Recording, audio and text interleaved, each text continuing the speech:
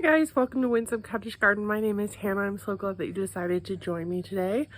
We are back up at Winsome Cottage in West Michigan. If you're familiar with Michigan geography at all, we are actually between Manistee and Ludington on the west coast. We're about 2 miles off of the lake, and so we are in zone 6. It is middle of August here. It's been a while since we've done a cottage tour, so I thought that I would bring you around and show you what things are looking like right now. We're actually going to split this video into 3 different videos. The first of which is going through the beds around the house, which we'll do today. And then the next video that you'll see is actually looking at the container garden we have on our deck, providing an update there since we did a video about that earlier this year. And then our final tour will be kind of looking at some of our island garden beds, as we call them, in the back of the house, where we have a lot of plans coming up. So we'll be going and looking at those and exploring what plans we have that we're hoping to get done this fall, but might be also doing a little bit this spring, which you guys will be able to follow along. We're actually going to start at the front garden bed because the alliums are finally in bloom. This camera really isn't doing it justice, but I don't know if you can see just how many pollinators are covering these guys. I'm gonna get kind of close and just watch them go. It's actually one of my favorite things to kind of peek in here in the night and see how many bees are sleeping on them. They are just in their peak and the pollinators love them. So we're actually going to be looking for additional opportunities to work some in because we love them too. They're just so beautiful. You can see that the 2 that we planted not too long ago have bloomed, and interestingly, they had been a little more advanced than the ones we had here, but now they're not actually quite as fluffy as the others. They're a little bit shorter and a little bit thinner, but they'll definitely catch up soon. Other things in this bed, you can see that there's a bit of a dearth of color right now. The ivy are looking great. We trained them up last time. I did see some questions in that video about people asking if we're worried about it popping off our siding. It's hard to see. There is a gap between the trellis and the house, and the ivy does put out aerial roots, which are these things. So if we see things getting too close to the house, we just pull it up, to be honest. So like down here is another one. Just kind of work it up, have it stick on the trellis. We might regret this someday, but to be honest, not this day. We've had these in and we've even had some kind of attached, but the other thing is this is not like each individual piece. There's like 2 or 3 per, so it would have to find the exact crease and get in there. So we're hoping that we'll be okay, at least for a little while.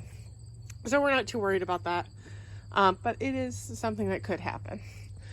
For now though, the ivy is really starting to bulk up, which is nice. Other things in this bed, these still have fully bloomed out, so we're going to be deadheading those. Normally we like to leave those for some additional interest, but since they flopped so bad, I might come through and cut that out. You can also see that the rhododendron is making a really nice recovery. We were a little worried about it, but it has come back completely and it is already beginning to set its blooms for next year. Other things of note in this bed, this toad lily has not yet begun to blossom, but you can see the one that we did add recently is covered with flowers. We'll get over there in just a little bit. The ligularia has finished blooming, so I'm going to come through soon, take that out, but this painted fern has really taken off, which is really nice to see. So there's some grooming with the ligularia, but let me get close up on this guy so you can just kind of see it. Such a pretty flower. Isn't it? It's just really so delicate and beautiful, and I love the spots and the bright of color. Some blooms have already been spent. You can see them on the ground. In general, the whole thing will be covered. Other things, you can see that the astilbe we planted here and here from my house have transplanted well. There's a little bit of some scorching, but I can't remember if that honestly was there when when they were planted, not quite sure. So might have been. Those are looking really good. The stilby we bought at our local garden center is doing great. And in general, I'm really pleased with how things are filling out, including this is definitely, as I speculated in a recent video, some more toad lilies. I think it might even be that variety, which we now have 3 of in this space, which is kind of nice. I have a couple different varieties at my house, which you'll see soon in another garden tour, because they're all beginning to flower, but I'd love to work more in. Can also see that, man, these guys have gone to town. Look how big this leaf is. It's just massive. This is a Brunnera. We have 3 of these in here. We had a couple different varieties planted last year and only 1 survived the winter, so we went and bought 2 more of that variety, and we've added them kind of throughout this space. You can also see the lungwort that I thought had died, which is from my house, and the city is doing really well, as is this 9-bark. It had a bit of a hard haircut, but it's got some really nice new growth, and it's really just kind of loving life. Let's just kind of take a quick meander down here.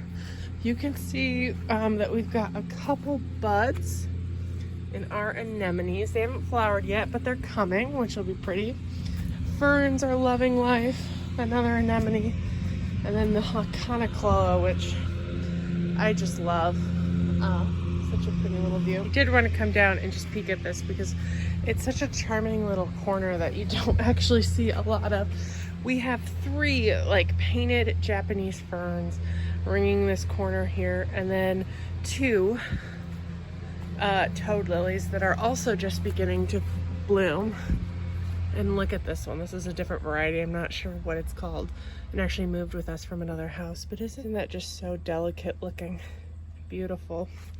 And you can see from this buds that they'll be covered with them soon enough. You can definitely tell which direction the sun comes from because it's where they're leaning, but it's such a pretty like difference in textures. We also have 1 itty bitty hellebore here that was a little sad this winter, but hopefully it'll do better and continue coming back. It was fertilized well. And we have over here a climbing hydrangea that's put on a good amount of growth. I'd say it went from here to up there. And it's continuing to climb our gate. But this is another thing that we do occasionally have to come keep it away from our air conditioner, so you can actually see recently I came and popped it over, so anything that was getting close is being redirected. And similarly with the ivy, it's actually off of the house, so there's some good space there, and it shouldn't touch the house at all. There's some areas of opportunity here, which maybe we'll see in the future, and here as well. But let's head back around. I guess we could walk up here. It's not something I've shown in a lot of videos. These bushes are actually all lilac. A couple different varieties, mostly common lilac. We have 1, 2, 3, 4, 5, 6. This is a Kwanzan cherry. That's a couple years old. And both of these, what we're really hoping is eventually they get large enough that the deer shouldn't eat them, and they can create a massive hedge between us and a neighbor to just help provide a screen and a beautiful pop of spring color. So that's what those are looking at now. You can see this is right now being used as a bit of a garden waste dumping site, but there's another view of that arch, which is so pretty. We've got these grasses that have probably put on a lot of growth, and I thought I would show you guys this, which we transplanted earlier this year. We have had some deer come and nibble things off, but this is something that we don't mind if it turns into like a tree structure. So you can kind of see they've come and grazed it. The good news is this thing grows massive. It is a willow bush of some kind, and I believe it can grow up to 15 or 20 feet tall. So I call it a bush, but really that's kind of a small tree. So if it turned into a small tree, we'd be happy with it. You can see some of the Hoot-Tootnia chameleon at the bottom. We've decided to let that go, and it can the deer will either eat it or it will populate this area. But anyway, let's go look in the front garden a bit more. We're not too far from the front door right now. Before I go up and look at things a little closer, I did want to point out from a distance, we have a beautiful Althea, which is just entering peak bloom, which is just so much fun to see. We also have this Hydrangea standard here. In this bed, you might notice a couple plants that are actually in containers that are going to be part of a video later, which is a Lowe's clearance haul that we will get in the ground. But this has filled out so nicely. We've got some beautiful astilbe, a hellebore that we actually bought at Trader Joe's and planted earlier this year that's looking great. It had been sad when we planted it. Some more painted ferns, and then a shade bleeding heart, which provides such a really interesting and beautiful like blue-green texture that is really hard to describe, but it's provides such a nice pop of color here with its different textures that the layering is just so nice. We also have some more next to this astilbe pot. You can see that's actually a toad lily that hasn't bloomed yet. We have some additional ferns back here. This area is just very deeply shaded, so we have another planter in here, which it's been a very odd summer, very cool, and nothing has grown as big as it usually does. So usually this planter is like a giant round one, and it just really didn't take off this year, but provides a nice little breakup in this corner and some much needed vertical interest. If we look a little closer, you can see that we've had some runoff issues with some large rain events this year. So we'll need to do a little scraping of the stone out of the bed. But here's another hellebore that we did plant this year that's doing well. Our stilbes have bloomed out. This little rhododendron here, I am so pleased with. This is the one that I actually planted last year in a video, one of my very first videos, and its root system was just abysmal. I genuinely was shocked when it came out of its container because it was from a really well-known nursery. It was like a very expensive plant because it's a specimen rhododendron with like yellow flowers. And as I took it out, I discovered it must not have been in the container it was in very long because its root ball was very small and the container was quite large, but it survived and bloomed beautifully this year, even without the winter protection we normally give things. So that was really exciting. I can't wait to see what it does next year. Other things in here, we have some forget-me-nots that kind of need to be shifted back.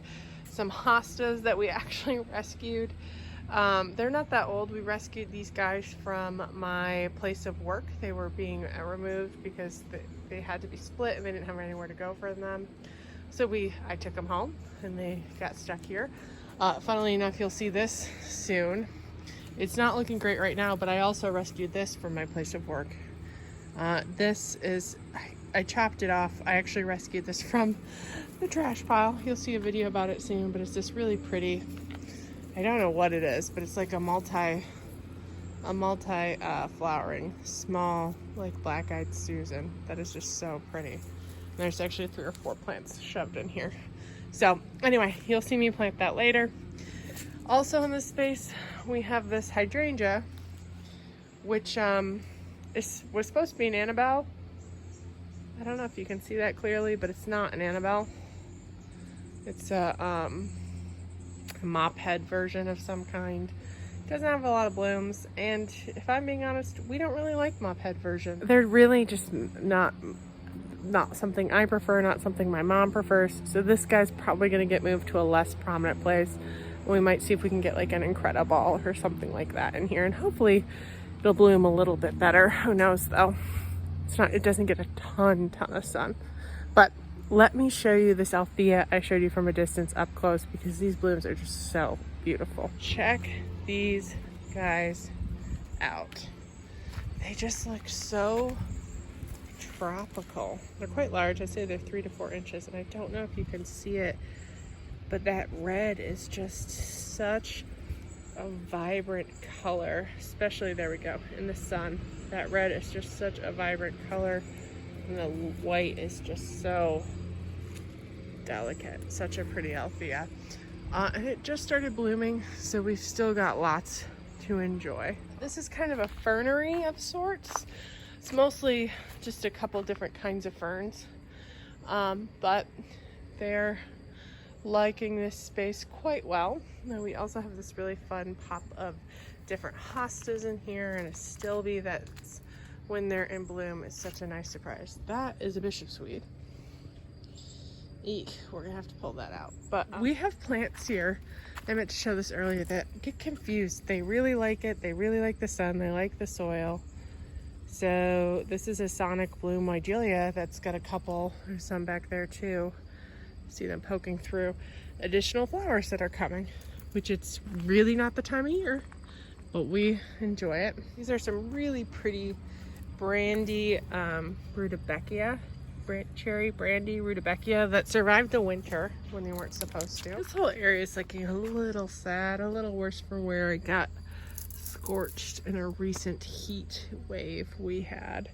But one thing that is kind of exciting, this viburnum is putting on its berries. Some years it doesn't, so I always like to see it because I love using these in arrangements. It's got some really nice ones. We have some balloon flowers just going out of bloom. This Japanese maple is doing fairly well. This is a blood good Japanese maple that we planted earlier this year, because this is where, if you didn't see the video, maybe I'll link it below, that variegated willow bush used to be, and it just got way too big for this space. So we replaced it with this, which will be a nice little pop against the yellow of the house, and eventually this gets like 15 feet tall, so it'll provide a nice little shaded area. This apple tree is here temporarily, and we know we should probably have taken those 2 apples off, but we really just wanted to try them. It's going to be planted later this fall. This is another 9-bark whose name I can't remember, but isn't this just such a beautiful, this is some new growth. It's bright orange, you can kind of see it everywhere. It has a little flower, but mostly you're here for the leaf texture. But it's it's another one that actually here, this is the flower. There's a number of things that shouldn't be blooming right now that are. This is, I can't tell if this is a bud or if this is just finished, but those are what the flowers look like. An oak leaf hydrangea that I'm not seeing any blooms, but they could be delayed. A lot of things are really delayed, and oak leaves are one of the last to go. But over here we have a bloomerang lilac that is just starting its second bloom. If you've never seen bloomerangs, they are ones that are supposed to bloom twice. And this has been in its place a couple of years, and it smells so good. It's so fun to see. So it did a big bloom in the spring, and then it does one more around this time of year. So not as prolific as the spring one, but still much appreciated. Other things, another plant that's blooming out of turn is this viburnum. This is a crazy viburnum that just blooms its head off. So there's some more of these really delicate lacy types. This one never sets berries. I don't know why, but most of the flowers are actually from up there. So maybe in our next video, when we kind of take a peek at those guys, we can look down and see it. Other things in this area, we still haven't killed back the houttounia, but you guys can see some of the red variegation. It's very pretty. It's just so invasive and chokes everything else out that we're gonna try and get rid of it. This area, you might notice that there's a lot of plants. Some of them are a little sad right now. You can kind of see some of our hostas are showing heat damage, but we also have some plants in containers that are looking a little sad, in part because of the heat. These are all things we tore out from other areas, but we're hoping to see if some of them can survive. This is the Russian sage, actually, that we took out of a bed that I'll show you in a minute. And we've got lots of them that we're going to be moving to their new home pretty soon, actually. So it's really weird because it's been quite a cool summer, and then they got a week where it was just so hot that some things burned, which is sad. But in this area, there's not a lot of late summer interest in this corner, which is something I'd love to see if I could add something like maybe a toad lily stand or something back there a little bit. But we do have this hydrangea here. which I don't know what variety it is, but it's a very pretty one. It doesn't have a ton of blooms because it actually had a lot of winter killback, and this is a variety that only blooms on old wood. So let me show you guys. I showed you in a video, I think I did, maybe I didn't, that this is one that's a little confused. You can see it's got some bright pink blooms, and it's got a couple blooms that couldn't decide what color to be.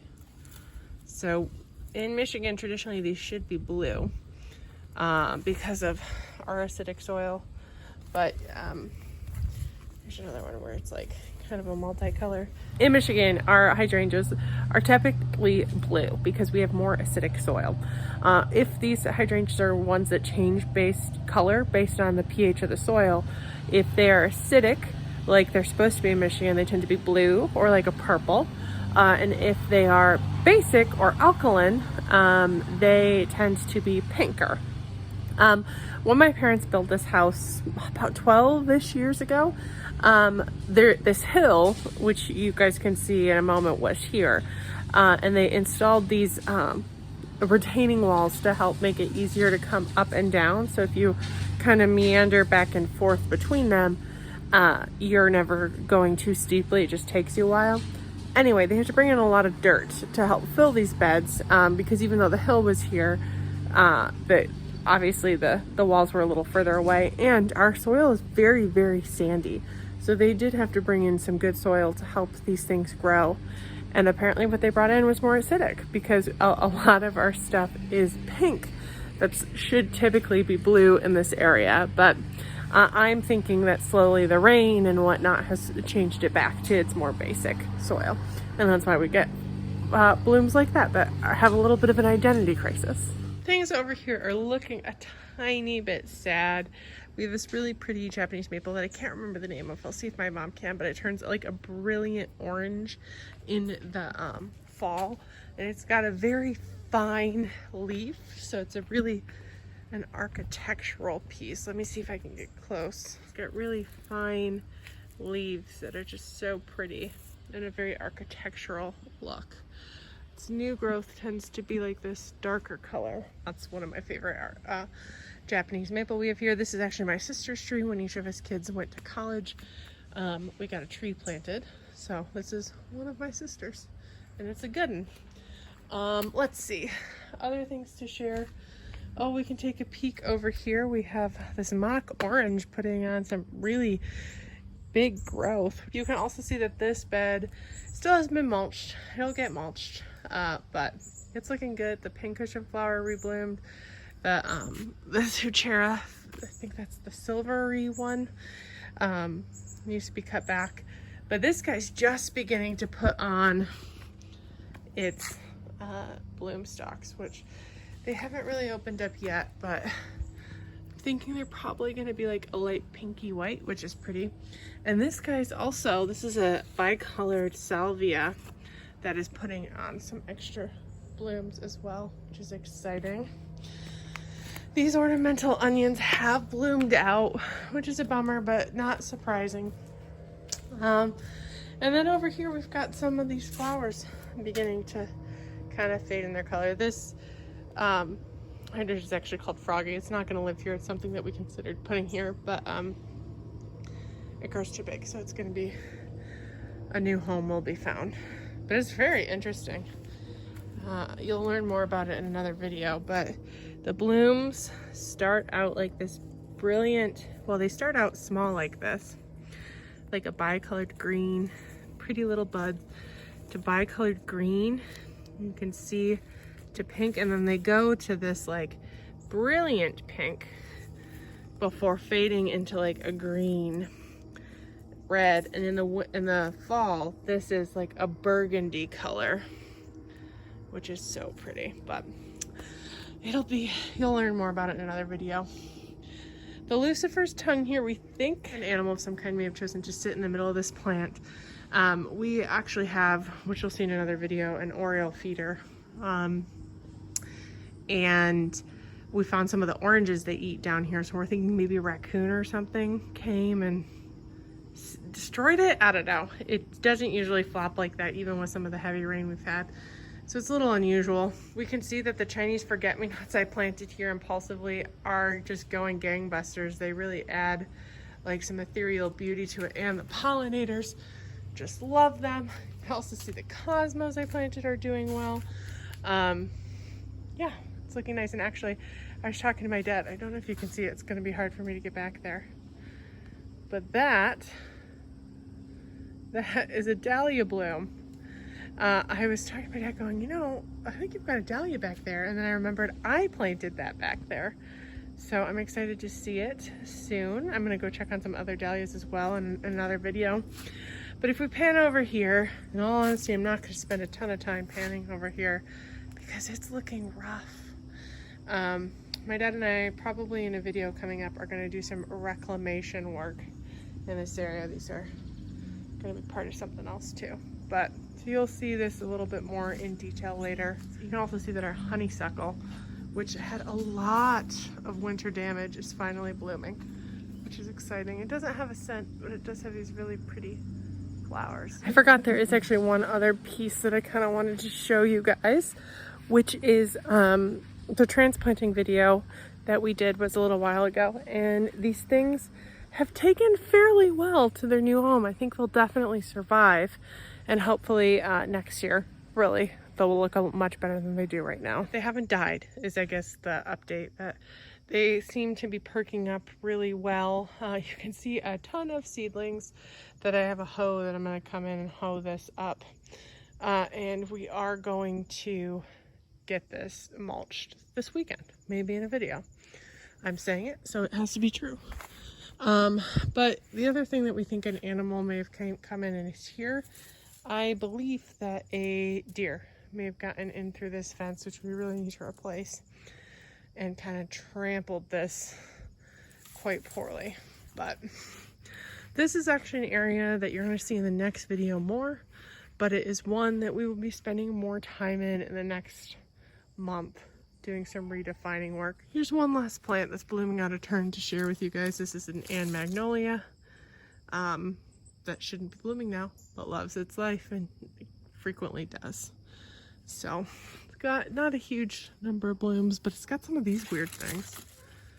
I don't know if that's like what's left over after a bloom, but it's got some pink blooms here and there in varying stages. Anyway guys, thank you so much for joining me in this video. I hope it was interesting. We're going to do another 2 series of videos, as I mentioned at the beginning of this, where we look at the island beds, which will probably be the next video. And we will kind of give you an idea of what are some of the changes we're going to be making this fall and early next spring, as we kind of enlarge the beds, reclaim them a little, and think about what we'd like to do differently. So thanks for joining me in this video. I can't wait to see you in the next one. Bye-bye.